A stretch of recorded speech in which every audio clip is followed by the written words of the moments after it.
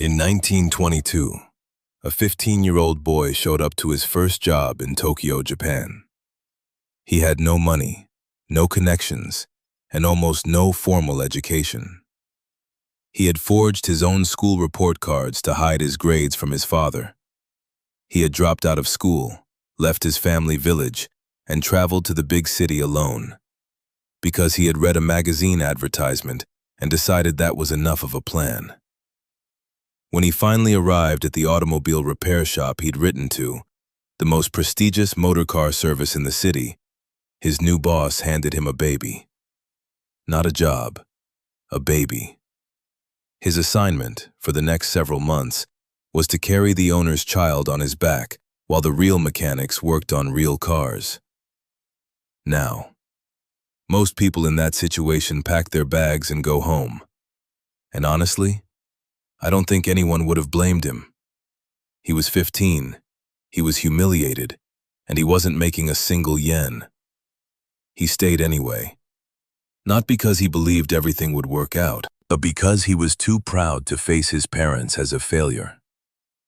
That stubbornness, that refusal to fold even when the situation was genuinely absurd, is the most important thing you need to understand about Soichiro Honda. Because it shows up again and again, all the way through his life. When Toyota rejected his pistons, when American officials laughed at the idea of a Japanese car company competing on U.S. soil, when his factory got bombed and then hit by an earthquake in the same year, the man just would not quit. Today, Honda Motor Company is worth roughly $200 billion. It employs over 200,000 people across 33 countries. It is the world's largest manufacturer of internal combustion engines by volume. Not just cars, not just motorcycles, but everything. Boats, lawnmowers, power generators, jet aircraft. The Honda name is on more engines than any other company on the planet. And it all started with a boy from a poverty-stricken village at the foot of Mount Fuji, who got hired to babysit a child and decided that was not, in fact, how his story was going to end. This is that story. The year is 1906. We're in Tenru, a small rural village in Shizuoka Prefecture, Japan, tucked into the foothills of Mount Fuji, about as far from the center of anything as you can get. That's where Gihei Honda and his wife welcomed their first son into the world. They name him Soichiro. Gihei is a local blacksmith. He also fixes bicycles on the side, which is the family's second income, and in a village this small, every additional yen matters. Soichiro's mother is an accomplished weaver. Together they are skilled, hard-working people in genuinely difficult circumstances. The family's circumstances are about to get harder. Soichiro loses 5 siblings growing up. 5. In the early 20th century, in a poor rural Japanese village, childhood illness is not an abstraction. It is a constant, brutal presence. The Honda household knows grief in a way most of us thankfully can't imagine. But here's what strikes me about Soichiro Honda's childhood. In a world where everything around him is fragile and uncertain, what he latches onto is machines. Specifically, the idea that machines are something you can understand, something you can fix, something that follows rules. When Soichiro is 8 years old, he's going about his normal day in the village when he hears a sound he's never heard before. Not an animal, not a tool, something deeper, something mechanical. He follows the sound down the road until he sees it, a Ford Model T, rolling through his village on 4 wheels, moving entirely under its own power.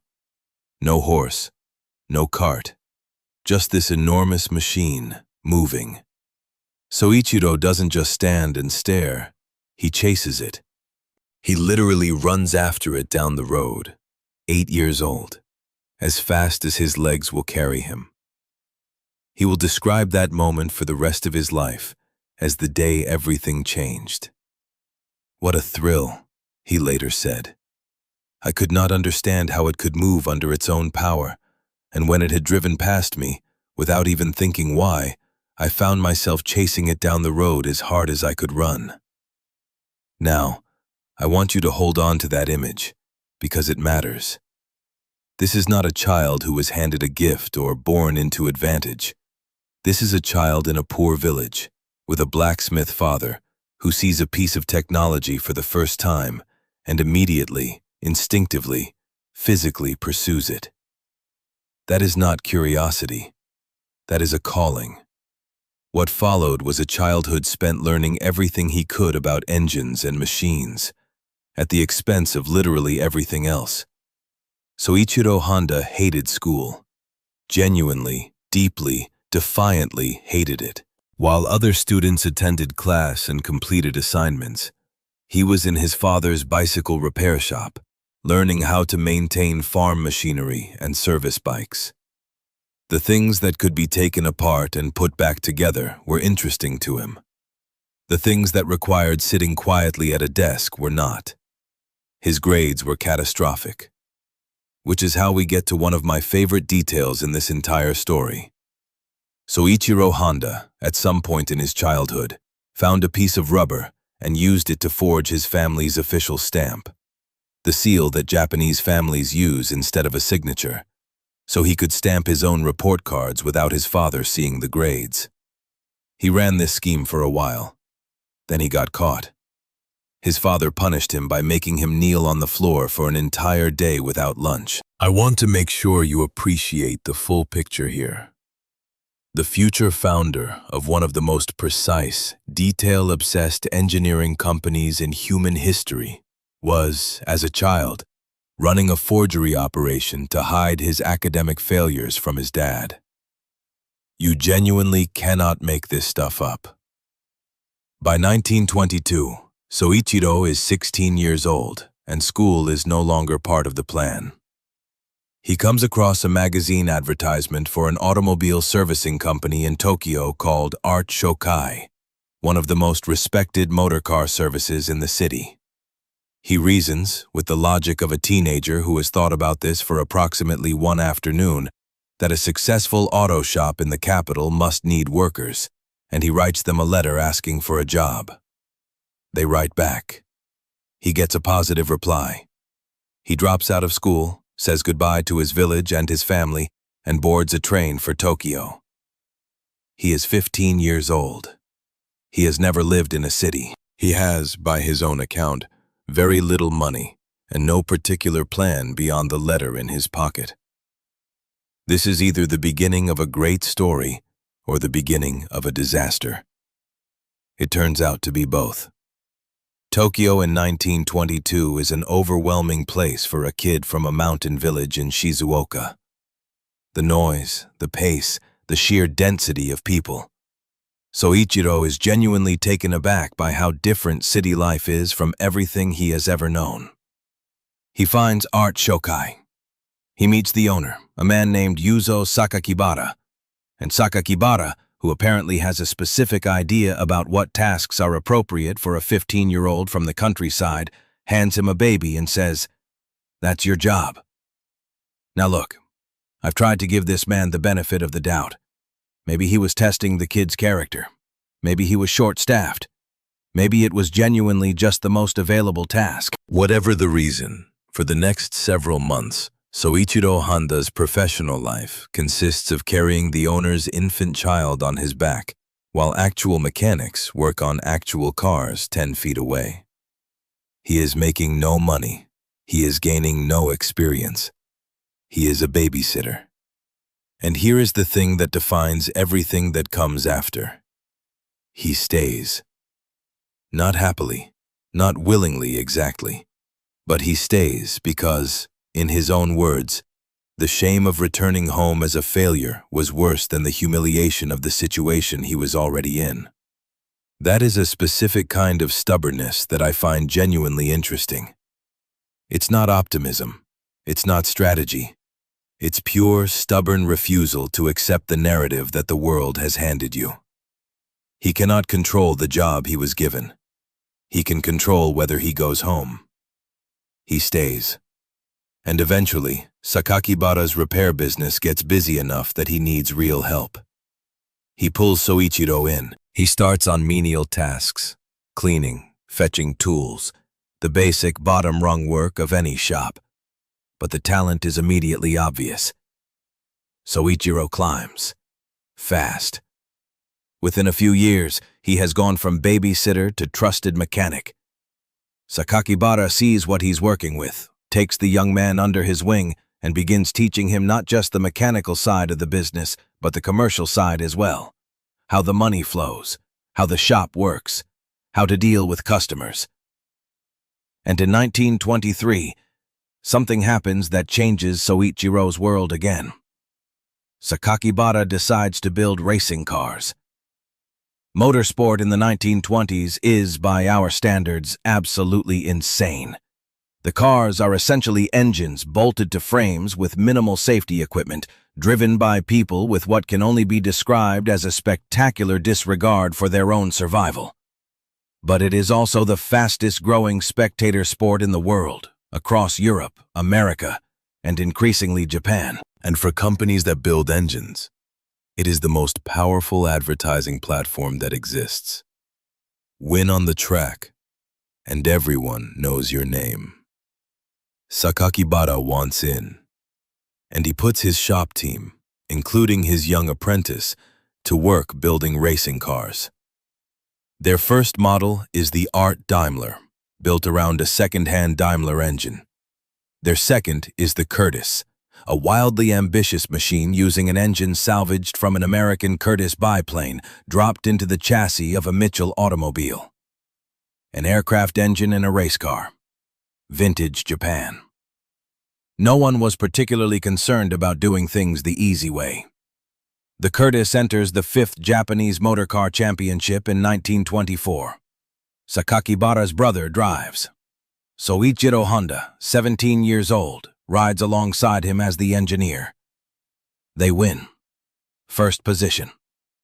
At 17, Soichiro Honda is a champion racing engineer.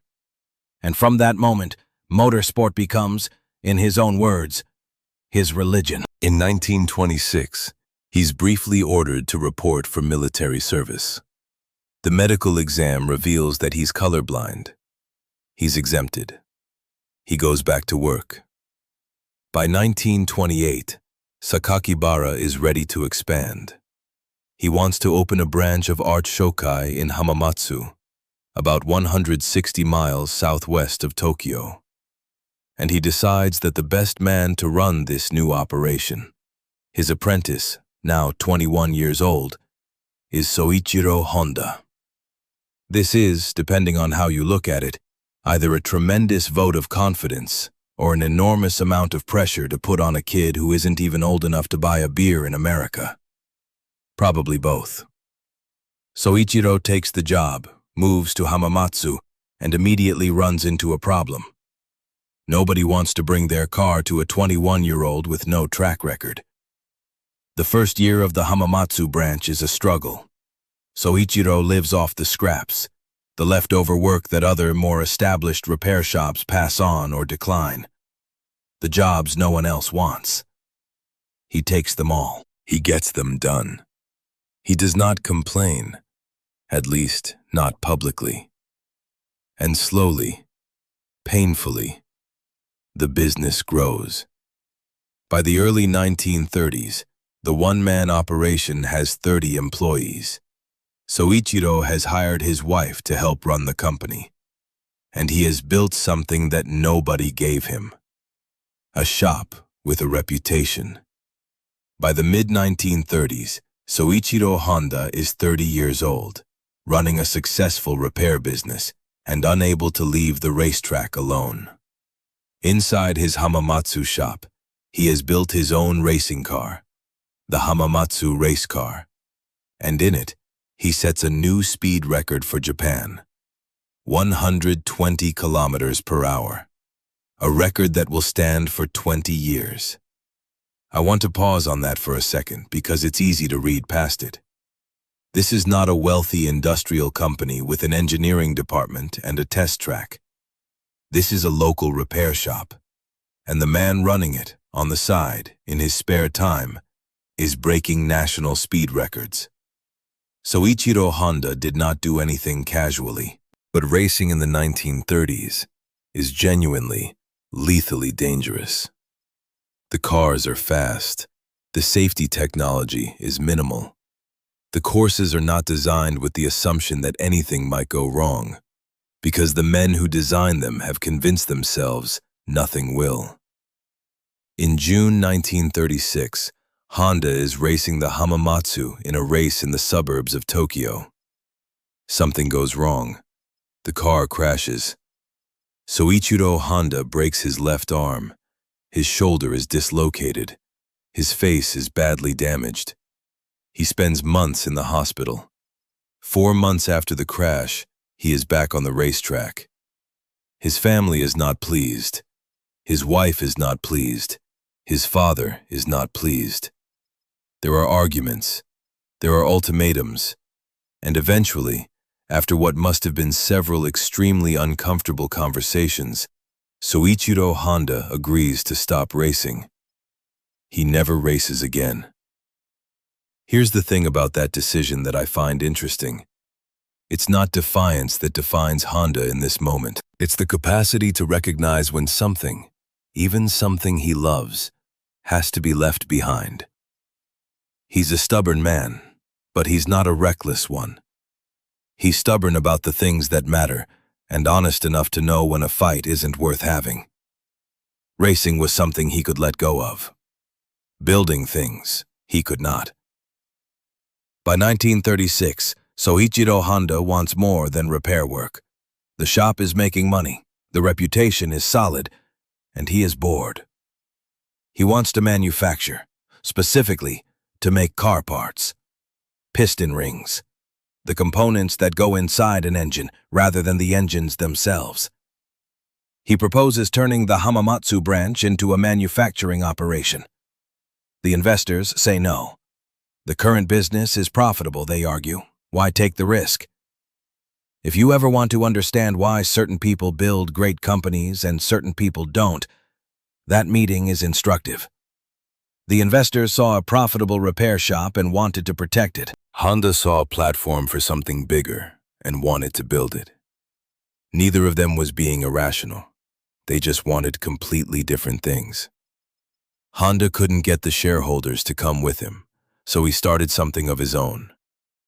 In the late 1930s, Soichiro Honda founds Tokai Seiki Heavy Industry, a company with a close friend named Shichiro Kato as president, dedicated to manufacturing piston rings. He is still running the Hamamatsu repair branch during the day. He is developing pistons at night. Here is what that actually looks like in practice. He works around the clock. He loses weight. His face becomes gaunt. People who knew him from before say he barely looks like himself. He is burning through his physical reserves the way someone burns through savings when they're betting everything on a single outcome. The pistons are bad. Not slightly below standard bad. Not close but not quite bad. Bad in the way that early prototypes are always bad, when the person building them doesn't yet fully understand the underlying science. Soichiro Honda, who has been working with engines his entire adult life, realizes that he doesn't know enough about metallurgy, the science of metals, how they're made, how they behave under stress and heat, to build the component he is trying to build. So he does something that I think takes genuine humility for a man of his ego and drive. He enrolls as a part-time student at the Hamamatsu Industrial Institute. He is in his late 20s. He is already running a successful business. He goes back to school, the thing he hated more than anything as a child, because the alternative is failing at something that matters to him. In 1939, after years of work, he finally produces a piston ring that works. He quits the repair shop. He hands the Hamamatsu branch off to former trainees, and he goes full-time at Tokai Seiki. And then he tries to sell his pistons to Toyota.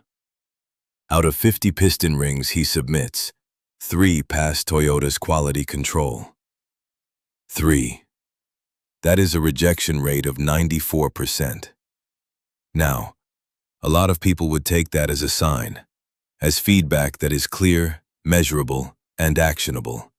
Actionable meaning, do something else. Soichiro Honda does not do something else. He spends the next few years traveling across Japan, visiting steel companies and universities, learning everything there is to learn about manufacturing precision metal components. And then he tries again. The results are different. His new pistons pass quality control. Orders begin to arrive, not just from Toyota, but from across Japan. The company scales up to employ around 2,000 people to keep pace with demand. 2,000 people. From a man who, a few years earlier, was working nights alone in an old workshop, trying to figure out why his prototypes kept failing. And then the war came. Japan entered the Pacific War in 1941. And for Soichiro Honda, what had been a business problem became something else entirely. His company, Tokai Seiki, is placed under the direct control of the Ministry of Munitions. Honda is no longer making commercial piston rings. He's making components for the war machine, whether he wants to or not. The following year, Toyota acquires a 45% stake in the company, and Honda is demoted from president to senior managing director. Think about that for a second. This is his company. He founded it. He nearly destroyed his health building it from nothing. And now he is a minority shareholder in his own creation, answering to Toyota and the government in a war he didn't start. The male employees begin to disappear, drafted one by one into military service. The workforce shrinks. The orders pile up. The company struggles to function. And then, in 1944, the bombs start falling. Hamamatsu is a strategic target. The city is hit, repeatedly, by American air raids. And one of those raids lands a direct hit on Soichiro Honda's factory. The building is destroyed. That's not a metaphor. The thing he built, over years of sleepless nights and prototype failures and trips to universities and near poverty, gone. Not damaged, destroyed. And then, in January 1945, before Japan has even finished processing the scope of what the bombing has done to the country, the Nankai earthquake hits. The magnitude 8.0 quake is one of the most powerful in Japan's modern history. The Tokai Seiki plant that had survived the bombings, or what was left of it, collapses.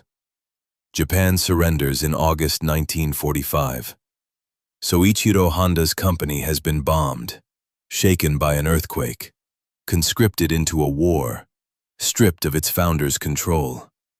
He has watched 2,000 employees shrink to a skeleton crew. He has watched his buildings fall. After the surrender, he sells what remains of Tokai Seiki to Toyota for 450,000 yen. He tells the people around him that he is taking some time off to figure out what comes next. He is 38 years old. He has built something remarkable, and the world has taken it from him in the most comprehensive way imaginable. Most people at that point would be finished. Japan in 1946 is not a country recovering from war. It is a country trying to understand how to exist. The infrastructure is shattered. The food supply is disrupted. There are shortages of clothing, fuel, and shelter. The economy has essentially ceased to function in any recognizable sense. Resources are rationed. People are hungry in ways that in post-war Japan means literally hungry, not metaphorically, not inconveniently, but actually not having enough to eat. Soichiro Honda, in this environment, cannot find enough gasoline to drive his car to the market to buy food for his family. And then he finds something in his warehouse. A small generator engine that had belonged to the Japanese Imperial Army. The kind of engine used during the war to power wireless radio sets. A practical, simple, functional little device. He looks at it. He thinks for a while. And an idea occurs to him. What would happen if you attached this engine to a bicycle?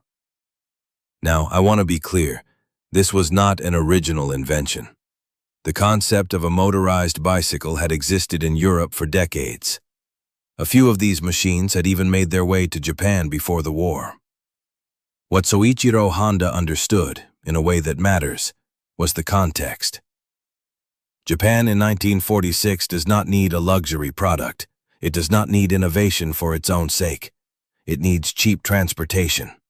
It needs a way for ordinary people to get from one place to another without fuel they can't afford or trains that may or may not be running. It needs a solution to a problem that is present and immediate and affecting millions of people right now. He has an engine. He has a warehouse. He has 12 men who are willing to work with him. In 1946, Soichiro Honda founds the Honda Technical Research Institute, which is a grand name for what is essentially a group of 13 people in an old building trying to figure out how to bolt a surplus army engine to a bicycle frame. They succeed. The first Honda-powered bicycles are assembled, tested, and released. They are an instant hit. Orders arrive from across the country. Soon enough, the supply of surplus army engines runs dry. Honda has to design and build his own. In 1947, he completes the Taipei engine. For the first time in his life, the Honda name appears on a machine that he has built from the ground up. Not adapted, not repaired, not assembled from parts. Built. He is 41 years old. He has been working toward this moment, in one form or another, since he chased a Ford Model T down a dirt road in a mountain village at age 8. In 1948, Soichiro Honda formally founds the Honda Motor Company. The goal is clear: motorcycles. Transportation for a country that desperately needs it. There is, however, a problem. The Honda Motor Company does not have enough money to manufacture motorcycles at the scale the market demands. So Soichiro Honda sits down and writes a letter. Not to investors, not to banks, not to the government. He writes to every single bicycle shop owner in Japan, 18,000 of them, explaining, in straightforward terms, that he has developed a solution to help Japan move again, and that he needs their support to make it happen. 3,000 of them respond positively. They provide the capital he needs to begin his first shipments. I want to dwell on this for a moment, because I think it's one of the most underrated things Honda ever did. This is not venture capital. This is not a bank loan. This is a man who understood his distribution network, the people who sold bicycles, who fixed them, who talked to customers every day about what people needed. And he went to them directly. He made them part of the company before the company existed. In today's language, we'd call that community-led growth. In 1948 Japan, it was just Soichiro Honda being practical. Honda's first complete motorcycle, the Model D, arrives in 1949. It is a significant engineering achievement. It is also heavy, large, and not particularly friendly to the Japanese consumer who needs cheap, simple, reliable transportation. Honda is not satisfied. He strips the design down. He rebuilds. He tests. He iterates. He does this for 3 years. In 1952, the result arrives: the Super Cub. The Super Cub is not just a successful motorcycle. It is one of the most successful vehicles in the history of transportation. Small, light, fuel efficient, simple to operate, priced for the market that needs it most. It wins the Emperor's Prize, one of the most prestigious business recognitions in Japan. And around this same time, Honda is joined by a man who will prove to be, arguably, the other half of the company's success: Takeo Fujisawa. Fujisawa is everything Honda is not, professionally speaking. Honda is the engineer, the man who lives in the workshop, who trusts his hands more than a spreadsheet, who has opinions about metal alloys that would bore most people into unconsciousness within 60 seconds. Fujisawa is the businessman, the man who understands capital, marketing, distribution, long-term strategy. He provides the financial structure and commercial discipline that Honda's engineering genius needs to actually reach the world. Every great company, at some point, has this pairing. The person who builds the thing and the person who sells it. Honda and Fujisawa are the original version of a template that will be repeated countless times in the century that follows. The Super Cub reaches the United States in 1958. It is priced at $295. To put that in context, American motorcycles at the time cost around 4 times as much. Triumph, Harley-Davidson, the established names in the American market, are selling bikes to a specific customer. Older, predominantly male, with a certain image of what motorcycle ownership means. Leather jackets, open roads, a particular kind of American mythology. Honda is not marketing to that customer. Their American campaign, "You meet the nicest people on a Honda," targets literally everyone else. Young people, suburban families, people who had never considered owning a motorcycle because motorcycles weren't for them. Honda wasn't taking Harley-Davidson's customers. They were creating an entirely new category of customer. The campaign works beyond anyone's projections. The Super Cub doesn't just sell well. It outsells both Triumph and Harley-Davidson in their home market. I have to stop and let that sink in. A Japanese company, entering the American market 9 years after a war in which Japan and America were actively fighting each other, goes up against the most iconic American motorcycle brand in existence, in America, and wins. On price, on marketing, on customer experience, on product quality. There is no asterisk on that achievement. Honda beat Harley-Davidson on Harley-Davidson's home turf. And at the same time that all of this is happening in the commercial market, Honda is doing something else entirely. He is racing. Soichiro Honda understood motorsport as well as he understood anything. He had been the engineer in the car that won the 5th Japanese Motor Car Championship in 1924. He had spent his adult life following racing around the world, studying competitors, identifying benchmarks, and then going home and trying to surpass them. His philosophy is almost impossibly simple. Whenever someone sets a record, write it down. Go home. Beat it. Honda's first entry into international motorcycle racing at the Isle of Man TT in 1954 is not a success. The result is, by his own standards, awful, disappointing. But he does not interpret failure as a verdict. He interprets it as information. 5 years later, Honda returns to the Isle of Man TT in 1959 and wins the Manufacturer's Team Prize, the award for the best performing manufacturer across the entire race. 2 years after that, in 1961, Honda wins again. By the early 1960s, Honda Motor Company is the largest motorcycle manufacturer in the world. By 1968, they have produced a cumulative 10 million motorcycles.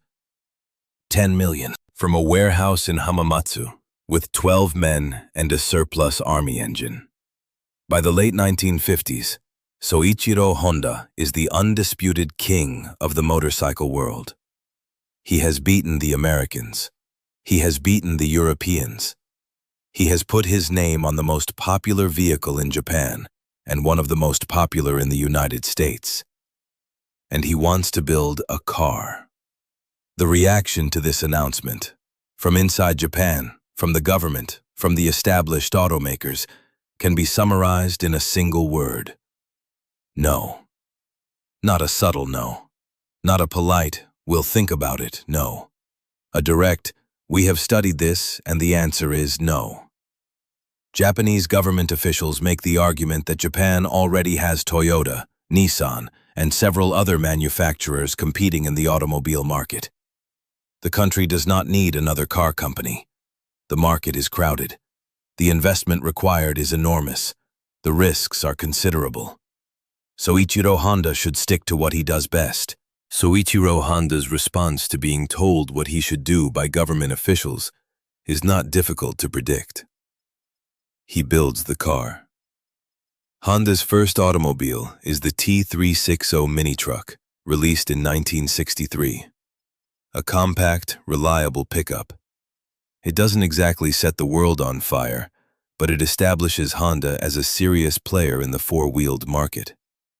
Almost immediately, it is followed by the S500, a two-door roadster with a four-speed transmission capable of 80 miles per hour, smooth and manageable. Only around 1,300 are built, making it one of the rarest Honda vehicles ever produced. And then Honda does what Honda always does when it enters a new market. It goes racing. The Honda RA271 makes its Formula One debut at the 1964 Belgian Grand Prix. Honda, a company that has been building cars for a single year, is on the Formula One grid. This is, by any reasonable measure, audacious. Formula One in 1964 is dominated by Ferrari, BRM, Lotus, and Cooper. These are companies with decades of racing heritage. Engineering departments built specifically for Grand Prix competition, and virtually unlimited resources compared to a Japanese motorcycle manufacturer that has just decided, this year, to also make cars. Honda shows up anyway. It takes exactly 1 year. In 1965, Honda's RA272 wins the Mexican Grand Prix, first place, in their second season, against Ferrari. I don't care how many times I read that sentence, it still sounds impossible. Despite the Formula One victory, or perhaps because it proved the engineering capability, but also the enormous resource drain of racing, Honda makes a strategic pivot in the late 1960s. They pull back from Formula One competition and redirect their energy toward the commercial car market. The problem is simple. Honda is making great cars. But great cars is not enough in the automobile market, where Toyota and Nissan have established brands, dealer networks, and customer relationships built over decades. Honda needs something more than quality. It needs a moment. The moment arrives in 1972, from a direction nobody planned. The Honda Civic. The Civic is a small, fuel-efficient, practical car designed for the mass market. And in 1972, the mass market does not know it is about to need exactly this kind of car. But Soichiro Honda, who has spent decades thinking about what people actually need, rather than what they say they want, has built it anyway. The following year, the Arab oil embargo hits. The 1973 oil crisis spreads fuel shortages across the United States and Europe. Gas prices spike. Lines form at service stations.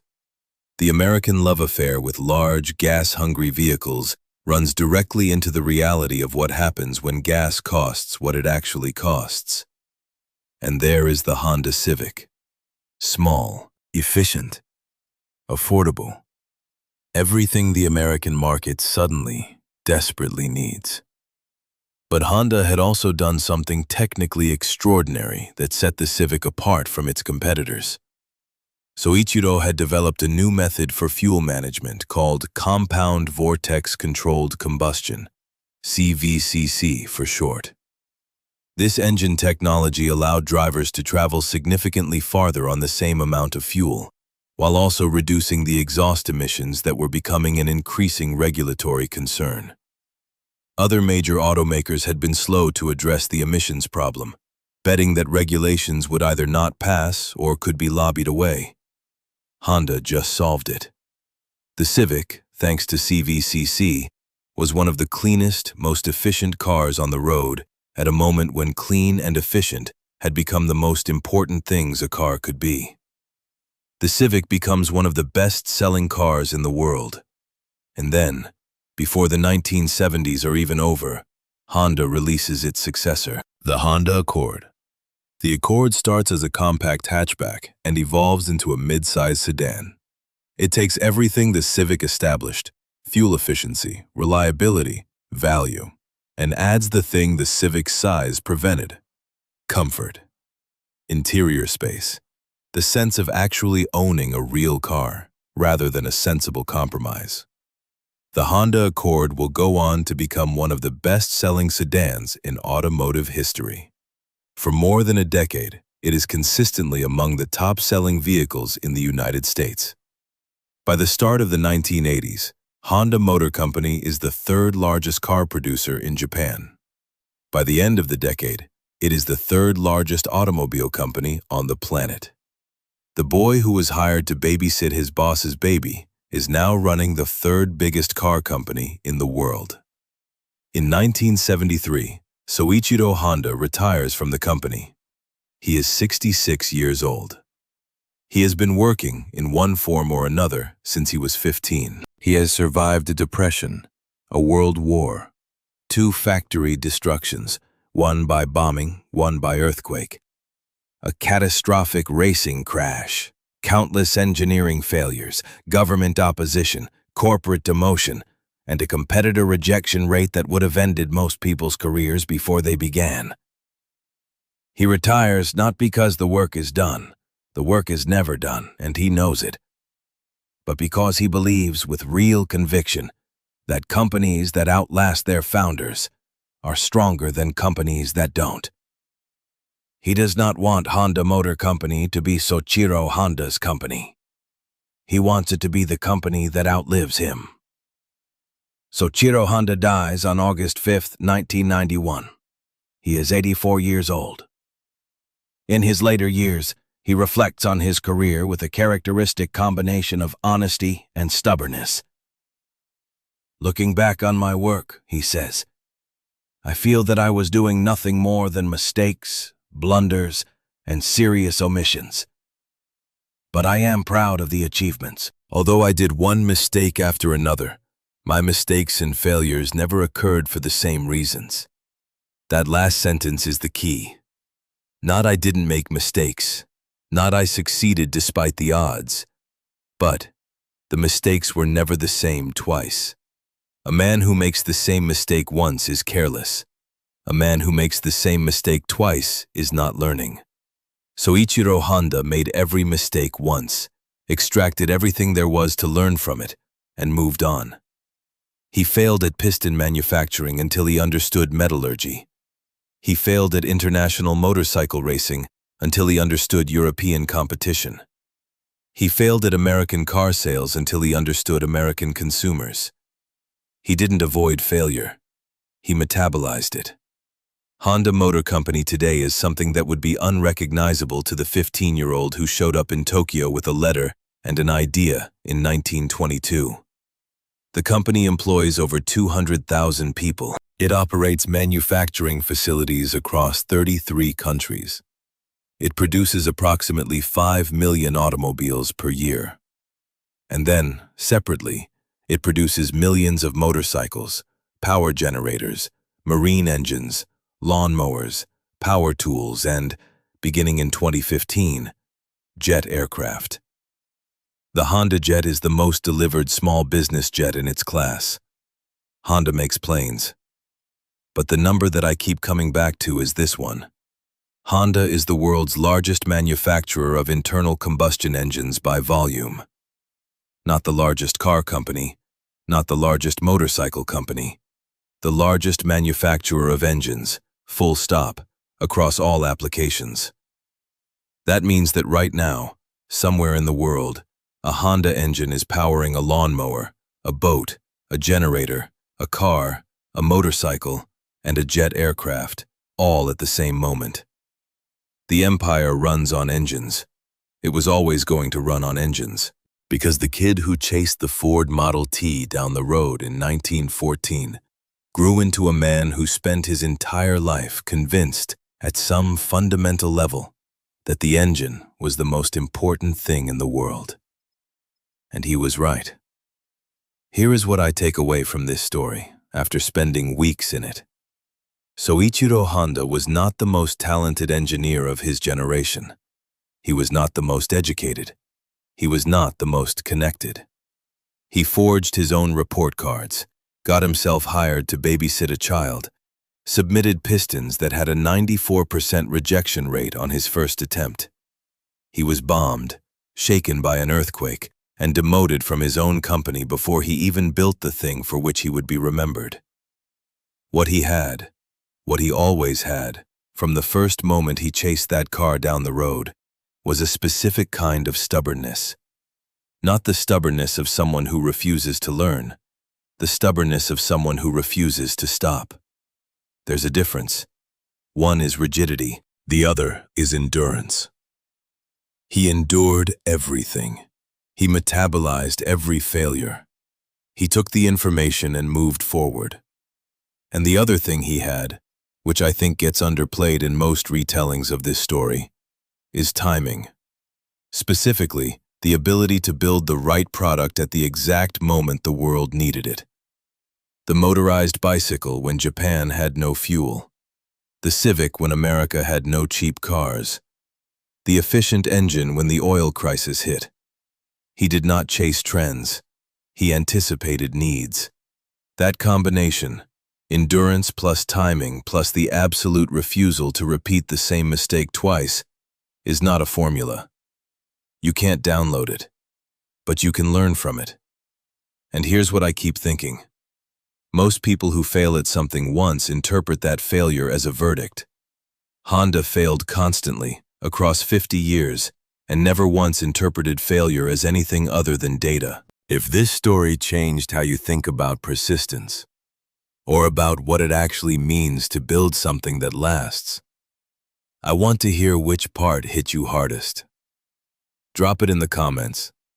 I'm curious whether we land in the same place, because this one stayed with me longer than most.